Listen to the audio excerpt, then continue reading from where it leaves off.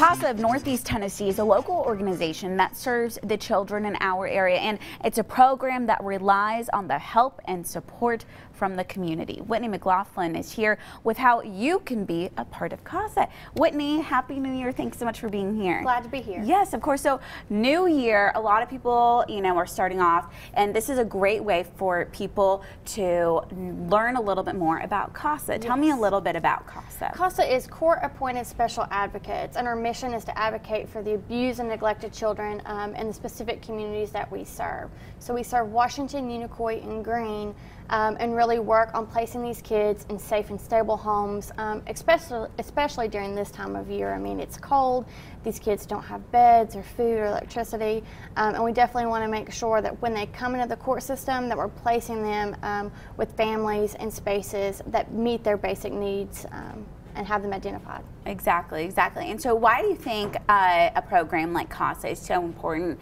for our community?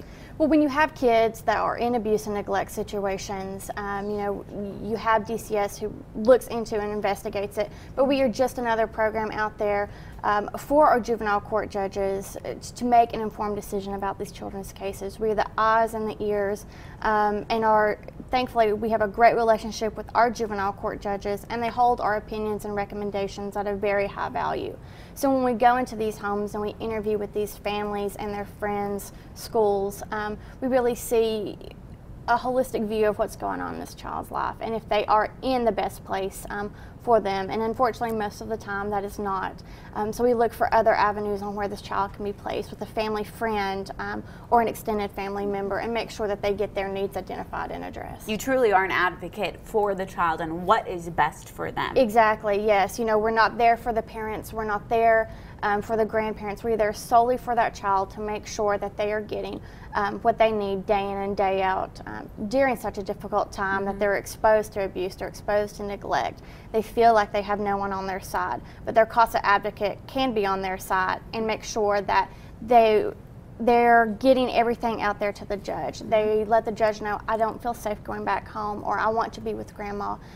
We relay all of that to the judge. Right, which sometimes is hard for a child to say themselves, and that's where you all come in. Yes. And you all rely so much on volunteers. Yes, we're a full-time staff of 4. So myself and then 3 of my court coordinators. So we rely on our volunteers to act on behalf of that child. Thankfully, we have a network of about 55 to 60, but we need many more. That way we can make sure that we are serving all of the abuse and neglect kids that come into the juvenile court system. Right. So we're always looking for volunteers. Right, and so those volunteers, tell me specifically kind of what their role is and what they do. Yes, so our CASA volunteer advocates, their role is to go into these families' houses. They're appointed by the juvenile court judge, and that gives them the jurisdiction to come into the families' homes and interview with them, sit down with them. Is little Johnny and little Susie, are they getting, do you have meals for them? Are they eating 3 times a day?